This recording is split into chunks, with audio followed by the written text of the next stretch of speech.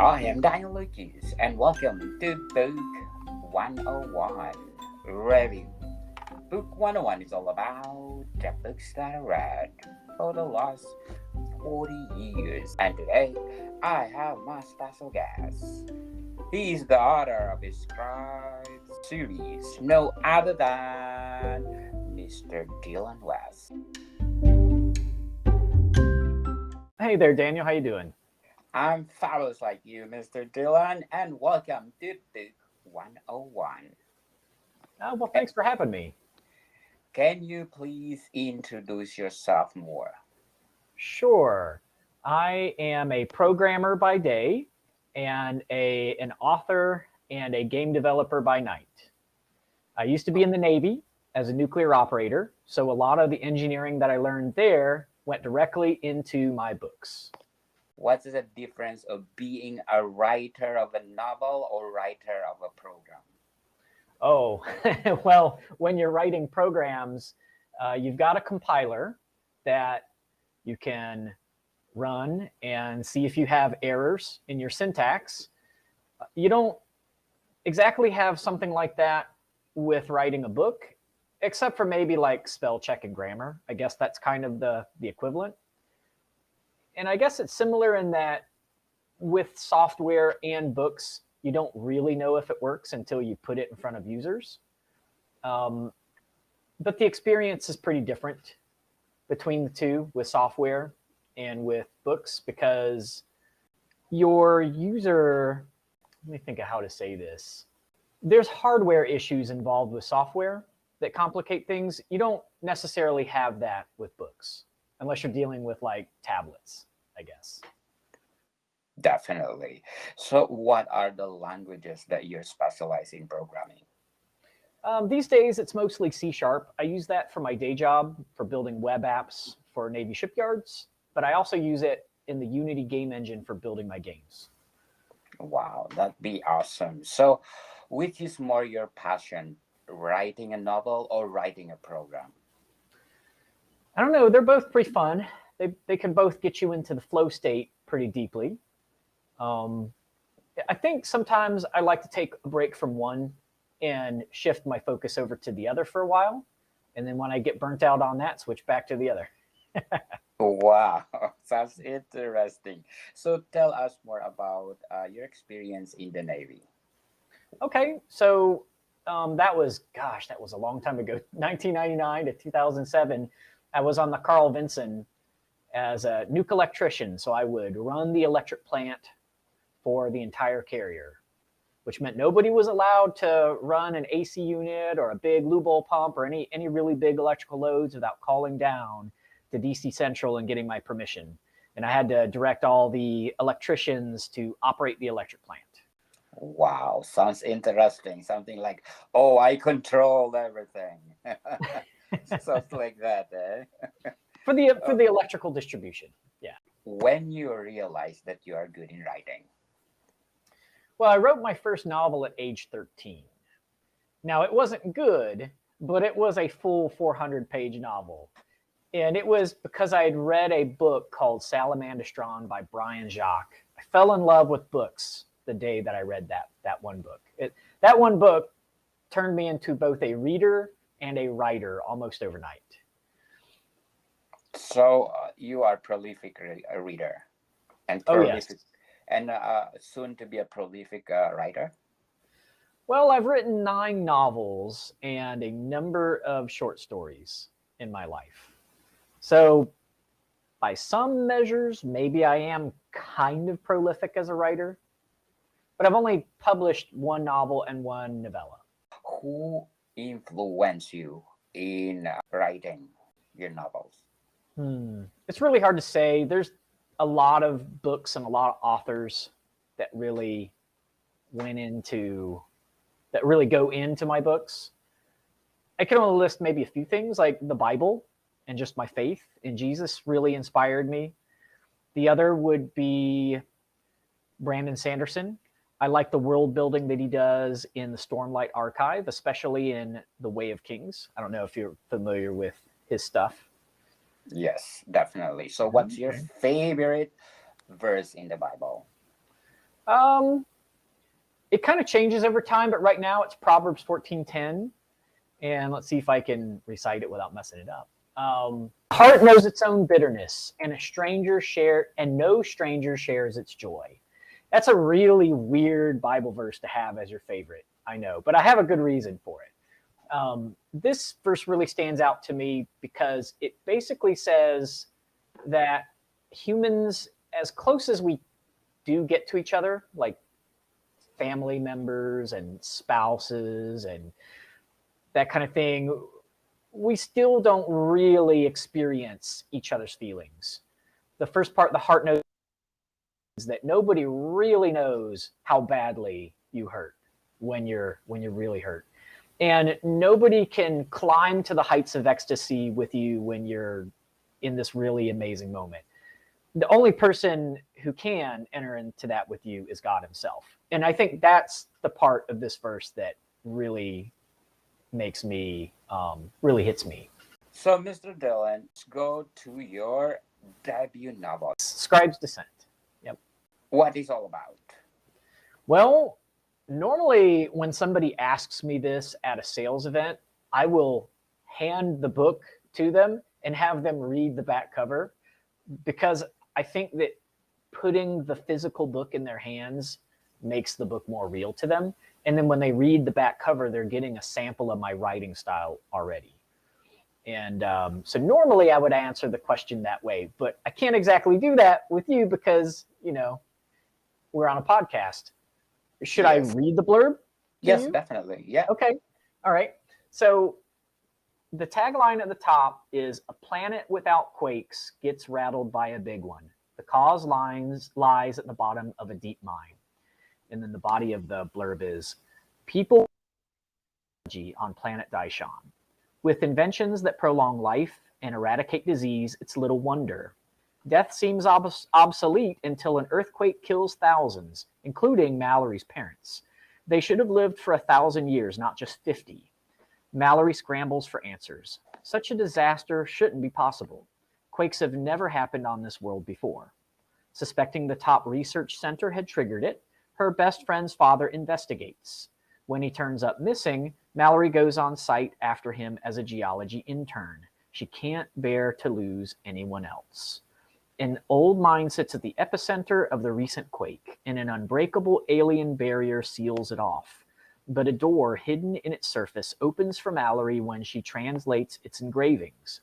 Once inside, she evades underground predators while cut off from the tech that's always protected her.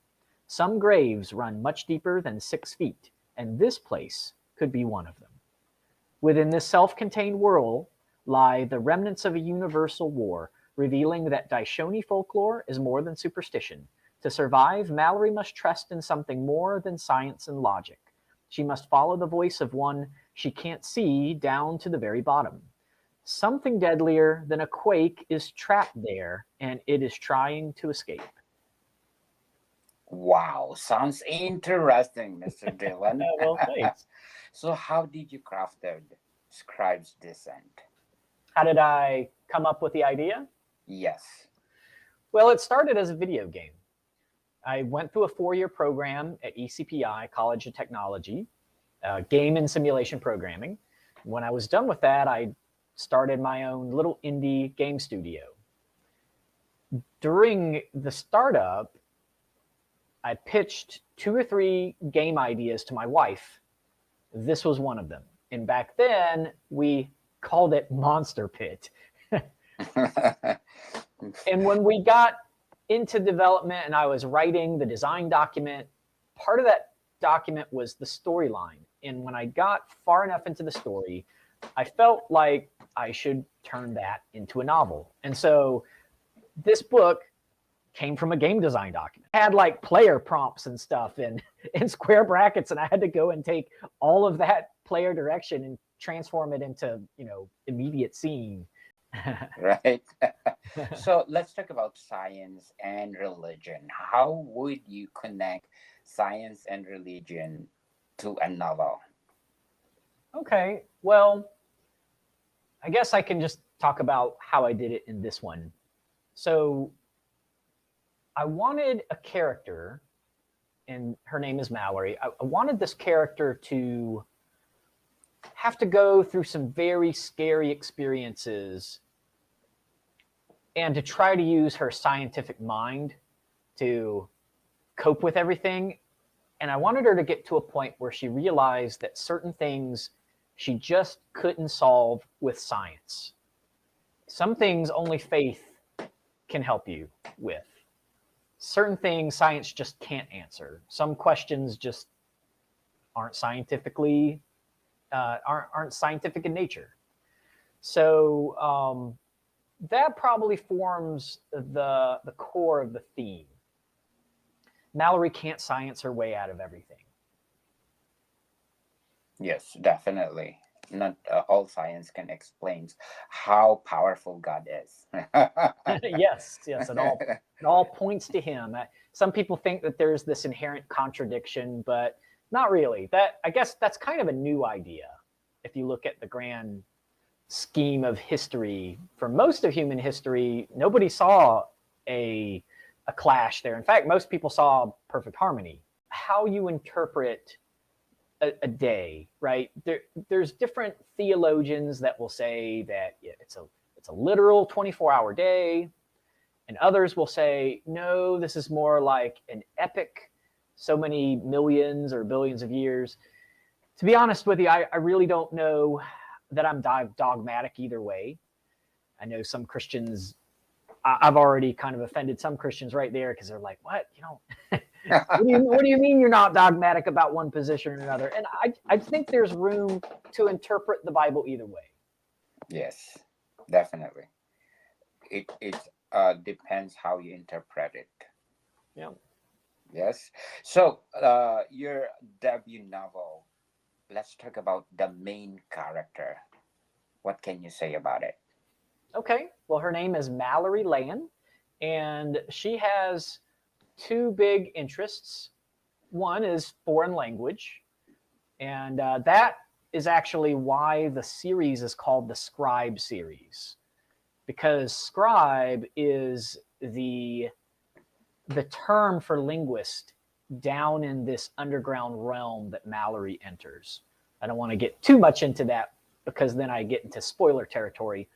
But so Mallory's interested in foreign language. In fact, she helps her dad with her dad's language company, his translation company called Use Our Words.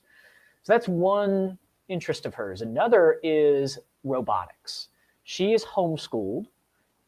And part of the homeschooling is she learns to build robotics hardware from her father in his workshop at home.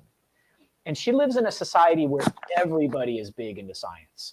In fact, she's actually not as hardcore as some of the others are. And that said, she works for 12 to 15 hours a day in the workshop, learning to build nanobots, basically nanotechnology, from a young age, since the age of 5.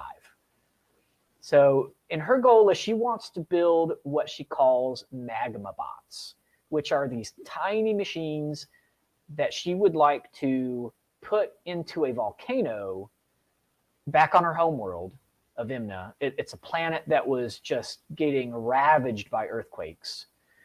She wants to get robots down into the mantle or the asthenosphere of that planet, where they can more accurately map the convection currents under the surface of that planet to kind of find out what's going on tectonically, volcanically, in hopes that with that information, she can figure out how to help repair the planet, which I know sounds really bizarre. Like how do you fix a quaking world? She's got some ideas about that, but the first step is to get imaging, and you can't rely on radar or ground penetrating radar or anything like that to get really high definition details. You have to get something down into the planet to get that. Sounds interesting. So how many days or month you wrote this book? I've been working on the series for 12 years as of next month. And to put that into hours, I've spent about 9,000 hours on the whole series. 5,000 of those man hours went into writing book one and getting it polished. The other 4,000 went into things like promotion, marketing, and drafting the other 4 books, because I have written all 5 books in the series before I published book one. I didn't want to write myself into a corner. Yes, definitely. And right now, book 2, I'm a couple months away from getting it ready to publish. So I'm hoping at the end of May, Scribes of Flame will go out too. So can you come back and talk about Scribes Flame? A Flame, yes, later on after I've released it. I'd love to. Yeah. Yes, definitely. So, Scribe Descent, what is the best highlight? The best highlight. From that, I take it your question is, what's the most interesting facet of it? That's hard to answer because different readers are going to find something different that stood out for them, talking to my readers. So it's really hard to pick one thing, especially without giving spoilers away. Yes. Yeah, maybe it's the world building. I think I've heard that a lot in reviews, that people really like how detailed and how realistic I got, because I spend months and months and months researching geology, climatology, biology, all the ologies basically. And that all that scientific research, if it didn't go into the book itself, I put those as articles on my blog and in my monthly newsletter. And so I share the behind the scenes research to my newsletter subscribers. So actually that's a good lead in. If you're listening to this and you're not subscribed to my newsletter, if you love science, I invite you to come in and subscribe. It's on my website on dylanwestauthor.com. You can't miss the big button on there to sign up. And it only goes out once a month, so you won't get spammed. You'll not only get those geeky science research tidbits, you'll also get updates on when more books come out and when Scribes Descent, the video game, finally hits the market. How would you describe science, in your opinion? Oh man, you're asking all sorts of profound questions tonight. Describe science. The origin of the word comes from the Proto-Indo-European word sky. I don't know if I'm pronouncing it right. S-K-H-E-I, which means to separate, to divide. And it kind of feeds into, I think, that verse in Hebrews where it says, dividing asunder the soul and spirit, what the word of God does, sharper than a two-edged sword. The ability to separate facts from one another, to separate details. I think that's what science really is. So is that what you do in your novel? Not overtly, like I try not to make it into a textbook because, that would be boring. But readers will pick up quite a bit of science. They're going to see thermodynamics in there. There's actually a heat transfer equation that's in one of my chapters, only because it directly relates to the plot of the story. And they'll learn a little bit of electrical engineering. They'll learn some mechanical engineering, and they'll learn a bunch of geology and nanotech, for sure, just from the storyline itself. Because the main characters, they love this stuff. They just geek out on it. And they use all those different science fields to solve problems. I didn't want to magic my way through things like some books do. I wanted them to have to use science as much as they could. Yes. So according to Amazon, your book is on top 99 in the teen and young adult Christian science fiction. Why is that categorized? The category? Yeah, the category. Well, it is young adult. Mallory is 18 and Leah is 17. And I did target a teenage demographic. I consider it Christian-based, even though it takes place in a different universe, and the Bible and Jesus and Christianity as we know it do not exist in this other universe. but it's Christian based in much the same way that Chronicles of Narnia is like a Christian book, because it asks the question, what would Christianity look like in an alternate universe? Whereas Narnia sets their stories in the distant past in more of a fantasy setting. Mine is more in the future with a bit more of a balance between sci-fi and fantasy. Yes, very well said, Mr. Dylan.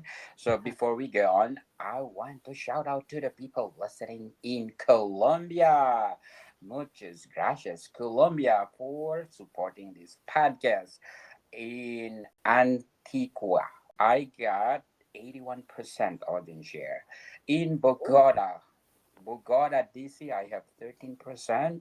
Departamento de Tolima, I have 13%. Departamento del Valle de Cauca, 10%. Cundinamarca at 12%. Departamento de Santander at 12%. And last but not the least, Departamento de Norte de Santander, I have 10%. Thank you for supporting this podcast, because this podcast is created to empower writers all over the world, like Mr. Dylan West. Gracias. Muchas gracias, Colombia. So, Mr. Dylan, who are your favorite authors? Well, one of them would be Brandon Sanderson, another John Scalzi, Orson Scott Card, Brandon Mull. Actually, I just listed off 3 Mormons.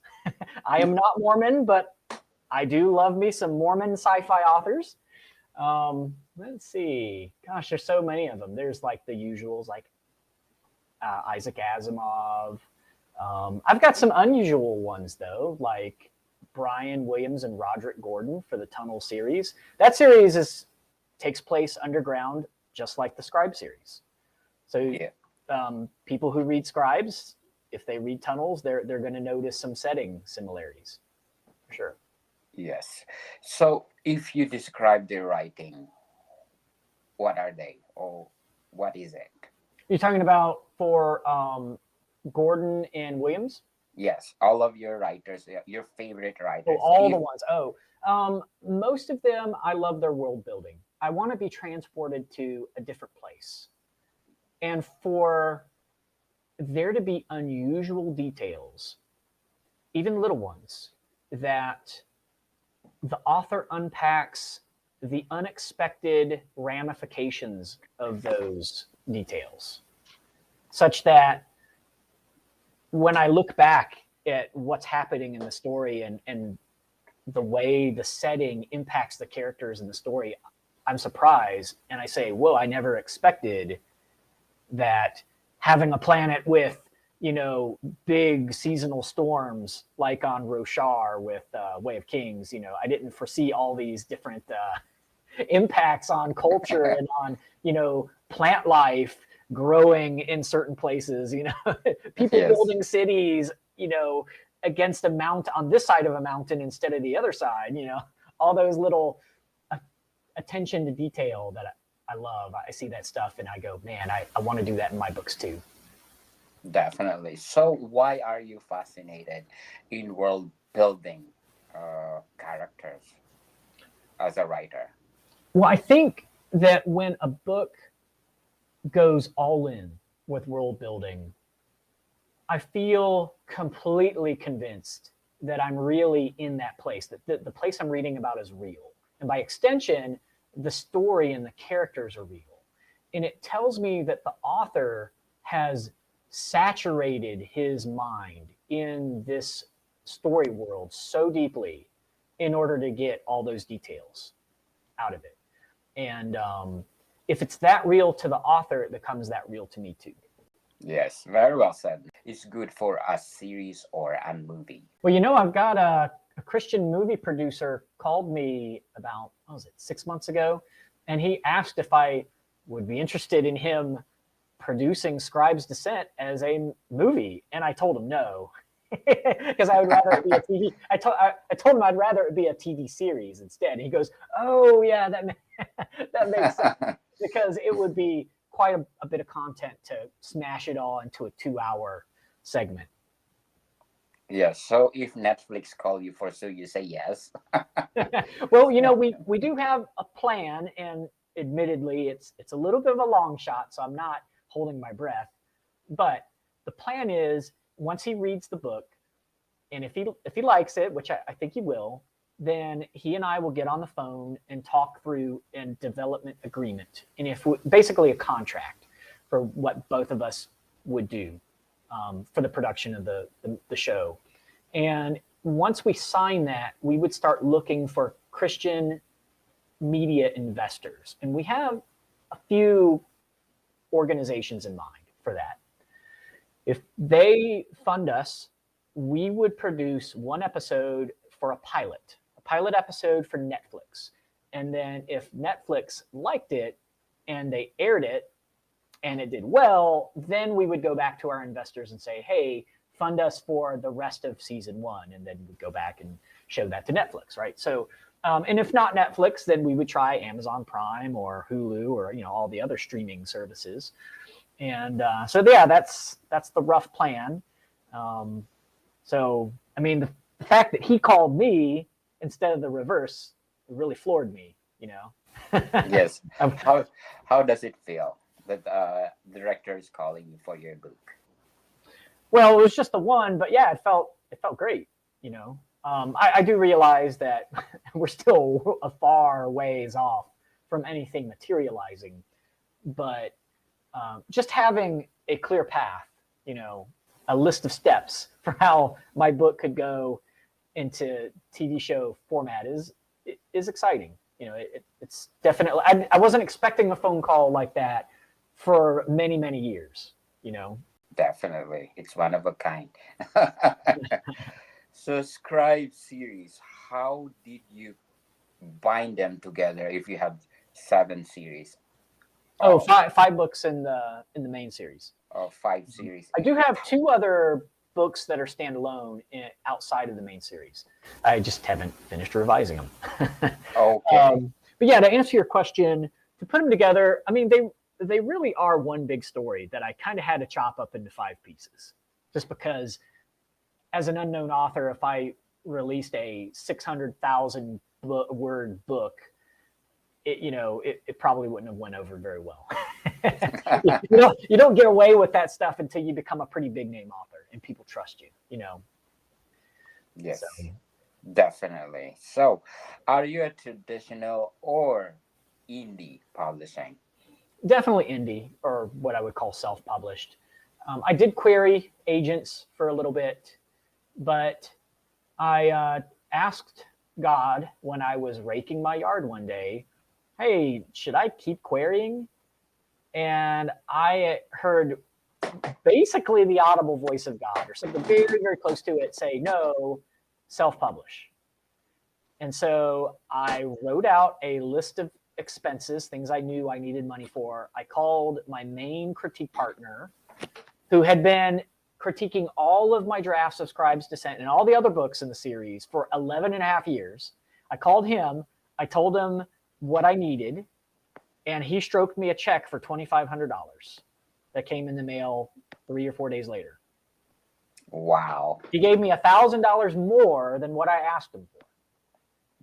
It's a blessing indeed. Yeah, so, I mean, that was pretty strong validation, like, okay, I hear what I believe is God telling me to do it, and then I get a $2,500 check not even a week later. Like, okay, all right, that's pretty awesome.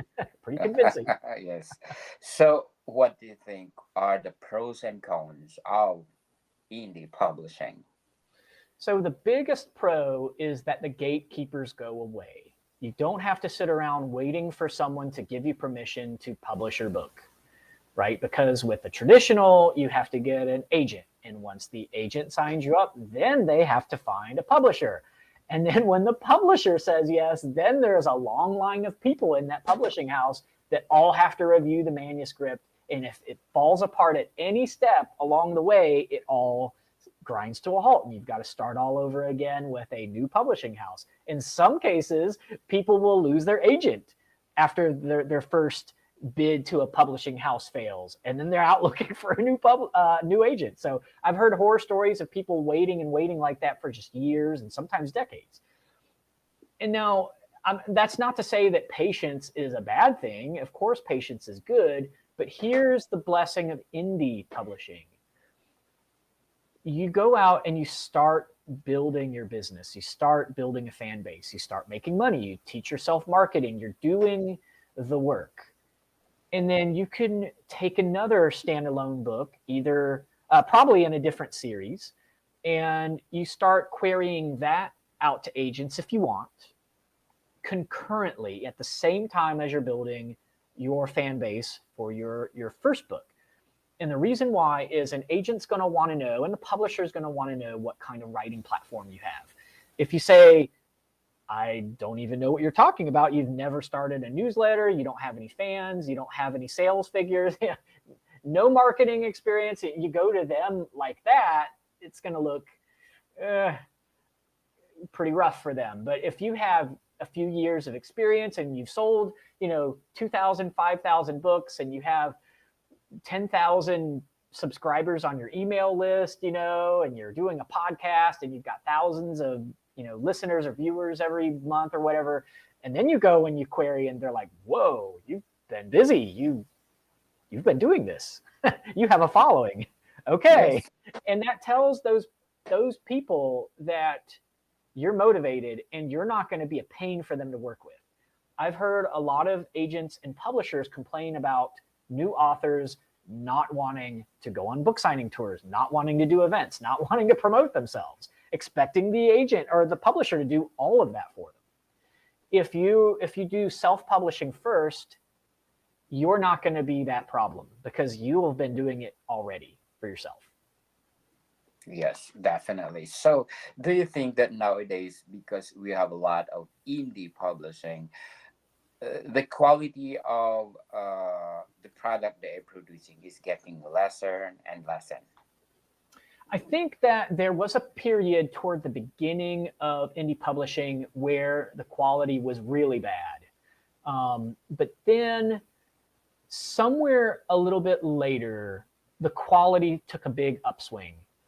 I've done some research into this. I can't remember all the reasons for that trend, but I will say this.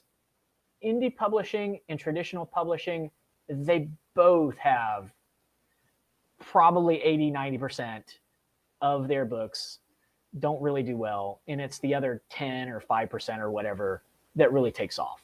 I think that's true for no matter how you publish it. People say, oh, traditional, that makes you legit. I've read a lot of traditionally published books that put me to sleep from page one, so there's no guarantee of quality by any means, right?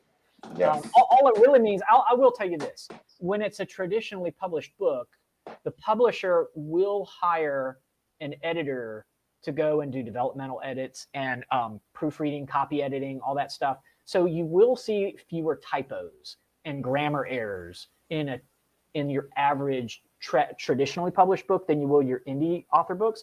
But if you publish indie, that doesn't doom you to have a bunch of spag, spelling, punctuation, grammar problems.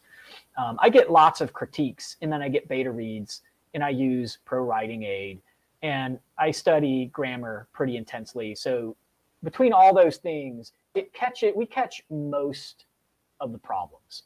And I think that in terms of like little mechanical syntax errors and things, my books are pretty well on par with your average traditional book.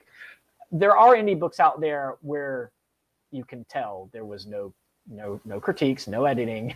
You wonder if that author used any kind of software at all, for spelling or grammar checks. So that I'm not saying that there aren't indie books out there like that. I think we all know. We've all seen those. Yes, definitely. But it's not a for granted, like, oh, it's indie, it's going to be garbage. No, some of my very favorite books are indie. Yes. So how would you elevate the books that they are producing now? What will be your advice to those aspiring indie publisher to make their product have this quality? Okay, well, I would say for them to do like I'm doing, especially if they can't afford to pay thousands of dollars to an editor, that is to critique their own work, revise their own work, and then join an online community such as scribophile.com. If they go there, there's like Critique Circle and a few other similar sites. Scribophile is the one where I really feel like it's helped me.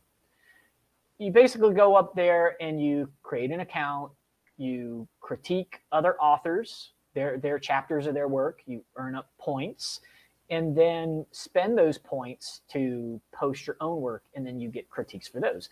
And so you're constantly critiquing and being critiqued, and both of those activities are huge.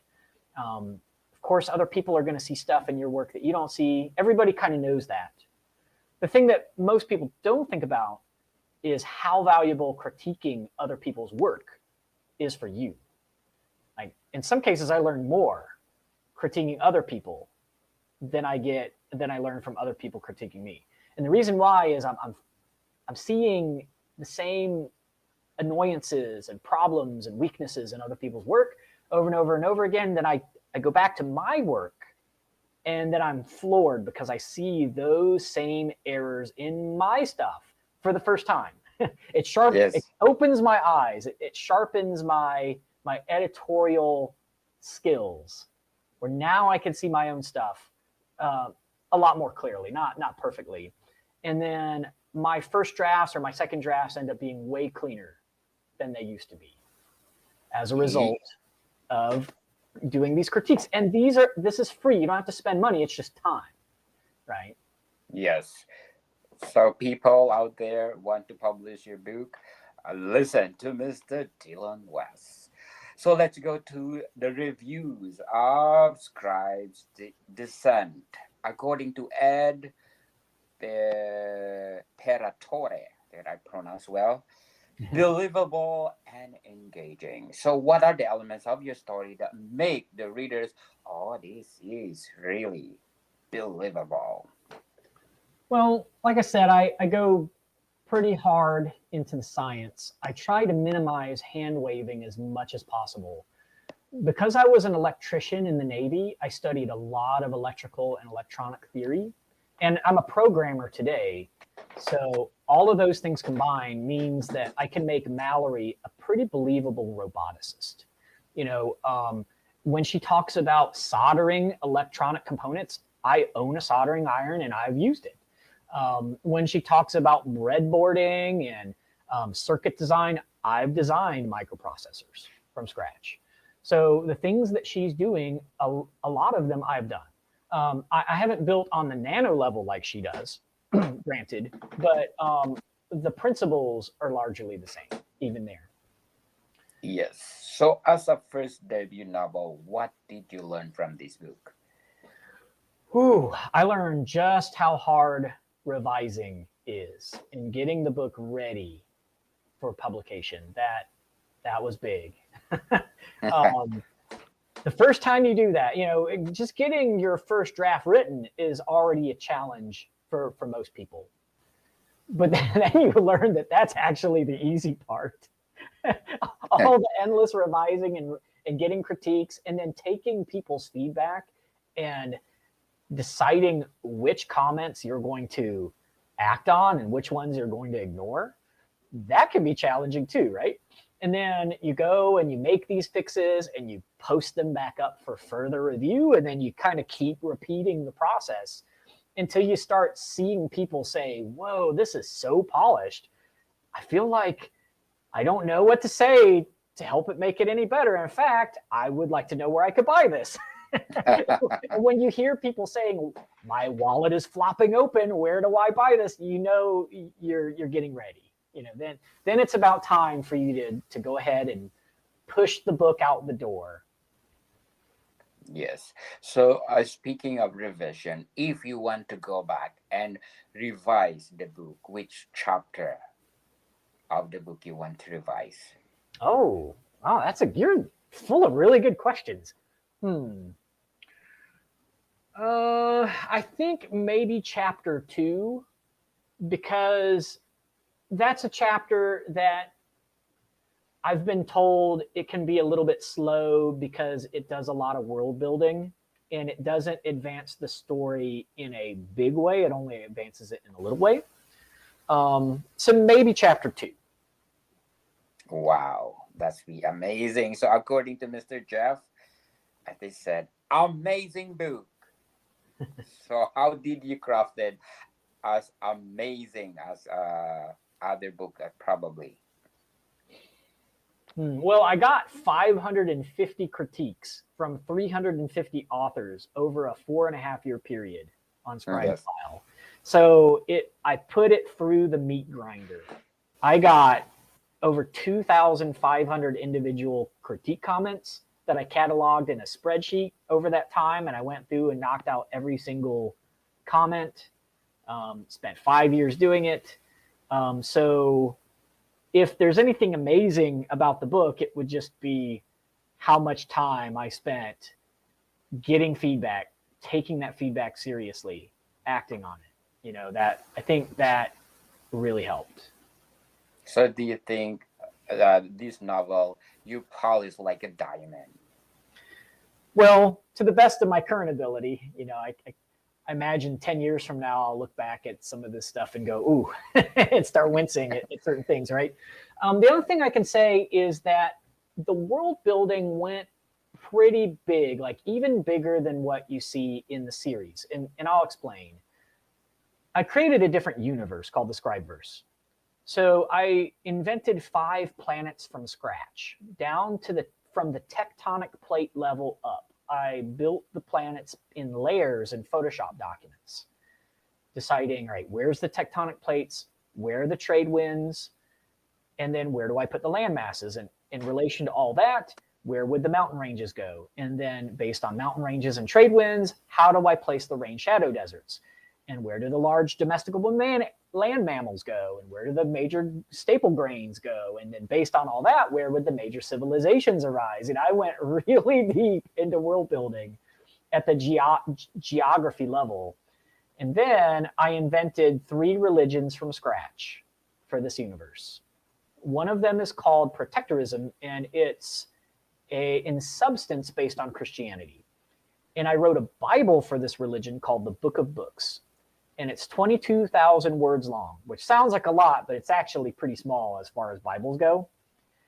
So I wrote that Bible because I wanted to know exactly what Mallory and all of her friends would know about Scripture. The only way I could figure out their awareness was to just write their Bible. And then when I did that, I took and I quoted that Bible all throughout the series. And I took it a step further. I said, Mallory is such a literary geek. She would have her cult classic shows and books and things. So I invented Emulsipation, which is an epic TV series that Mallory would have grown up watching and reading. And so I started writing Emulsipation as they said in novellas. And Emulsipation quotes from the Book of Books. So I have 3 levels of literary references going on, where one book quotes another book and that book quotes another book. So I really went deep. I even wrote a world building guide that's 55,000 words long that I don't know if I'll ever publish it or if it's just a collector's item someday. It's kind of like my Silmarillion. And I go back and update that with some pretty wild details. In some cases, I write long genealogies of kings and presidents. I write long articles of history for the different planets and their civilizations. I had to do that to be able to write their Bible, by the way. And for all the new sentient species that I invented, because I'm tired of dwarves, orcs, trolls, and dragons. I know I probably just offended half your audience right there. But I mean, those creatures have been done, right? There's millions of books that cover them. I wanted something different.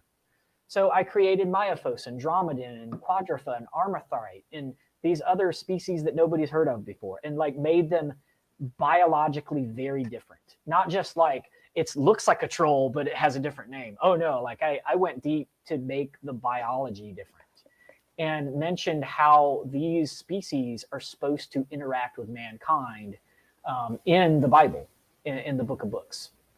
and the different ways that man can interact with those sapient species. Wow, what a wonderful world that you created, Mr. Dylan. So when they're saying, "Oh, this is really realistic, it's really immersive, the world building's big," I mean, I dug a really deep foundation in order to make this as immersive as I could, down to the point where I would come up with things like their favorite Bible quotes from the Book of Books and their favorite quotes from Emulsipation, and putting those references as Easter eggs all throughout the books, and deciding which species are extinct and which ones are endangered and where would they live, all these crazy. I try to come up with the most obscure things, even if they don't end up in the books, Oh, yes. because I want it to be real to me. Yes. So we want to see in a motion picture or in a series, because this world building that you created is like, I think, Avatar. What do you think? Or better than Oh, Avatar? now the other thing that makes this special is I don't know of any other book where the author also made a video game for it. And Oh, if there wow. is a video game, it's usually made by somebody else, usually a team that somebody else hired, right? So for me, my readers get to go and explore this world and see it on an art level in the video game, playing as Mallory and exploring the bioprison. And it used to be the only place you could do this is if you came to one of my sales events in Hampton Roads, Virginia, come to my table, and I have a monitor and a controller set up, and they come and play. And they still do that. I have kids swarming my table every weekend playing my game. And some of them, they fall in love with the game, and then they beg their parents to buy my book. And their parents are looking at me like, what spell did you just cast on my 10-year-old son? I've never been able to get him to read a book, and now he's begging me to read your book. And I just point to the TV and I'm like, it's the game, man. It's But a good. now there's another place for you to play it. You can go to my website, dylanwestauthor.com/demo. You plug that into a web browser. Now you got to do it on a desktop computer. It won't work on mobile. So you put it on a desktop like a laptop, and then you can play my game, the first 15 minutes of it, with a mouse and keyboard. And it gives the list of controls at the bottom so you can, you know how to play it. And there's another set of instructions for how to play it with a gamepad, with a controller. I do recommend, if you have a controller that's USB that you can plug into your computer, use that because it's easier. Yes. The other thing that's special about this game is the people who are big fans of my books. I put their names as collectible items into the video game. Okay, sounds interesting, Mr. Dylan. But before we go on, I'm inviting you to listen to my other podcast, Food 101, on our third season with Chef Alessandro, one of the executive chef in one of the five-star hotel in downtown Toronto. So please do listen, Food 101. So, Mr. Dylan, what else you can say about Scribes Descent? There are other books outside of this main series that take place in the Scribeverse. One of them is called The Sewer Lord, and it is mentioned in exactly 2 sentences at the end of Scribes Descent. That's all you get, 2 sentences. But those 2 sentences refer to an entirely different novel, and that I'm still revising. So it's going to be a while before The Sewer Lord comes out.